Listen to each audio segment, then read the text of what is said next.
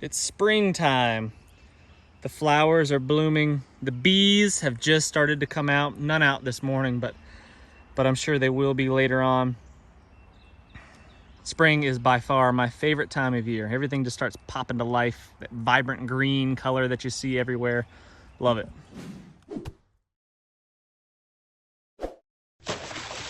Hey friends, welcome back. I am Jason Salyer, and there are about a bajillion useful plants in the wild.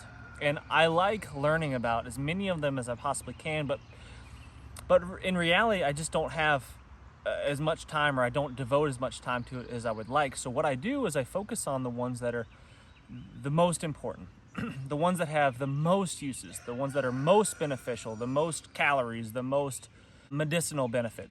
And along those same lines, I try to do the same thing with food stores. So I will collect, I will compile in my long-term food storages the foods that are going to give me the most bang for the buck, because just like you guys, I'm limited on space. I don't have a giant warehouse that I can stack to the ceiling with stuff. I've got limited closet space and pantry space where I can put those supplies. But among those things, one of the things that I think is really, really important to have around is honey. Raw honey, specifically local honey, is going to be really, really good for you. And the reason you want local honey is because it's going to be... tree's coming down. Yikes. We had a lot of rain and winds and stuff this morning. The wind has calmed down, but tons of rain last night. A tree just fell across over on the other side of the creek. But anyway, local honey is going to have it's going to contain the pollen in your area. And if you, luckily I'm really fortunate that I don't suffer from a lot of allergies, but if you are one of those people that do suffer from allergies, consuming local honey is going to build up a tolerance to all of that pollen in your area.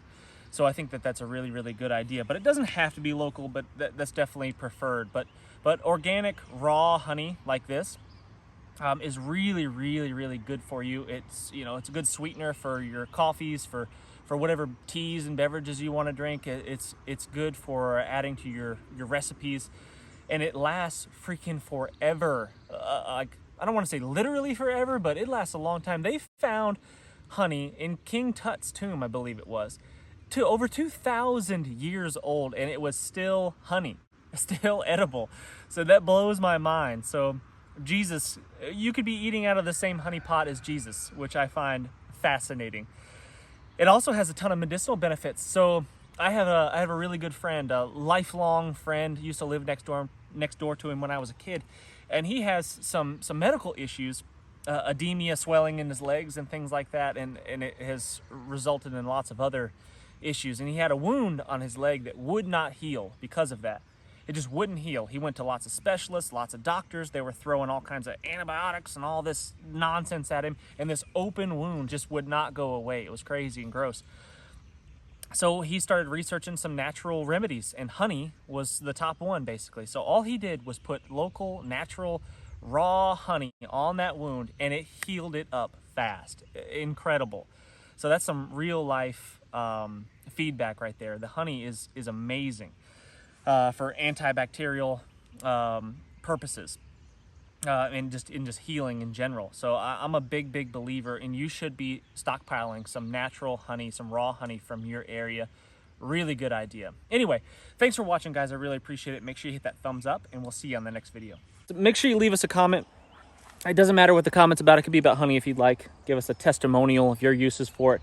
But just make sure you leave us a comment. And for today's comment, if you need a suggestion, let's talk about your most desired destination anywhere in the world. If you could go right now, where would it be? Appreciate that. See ya.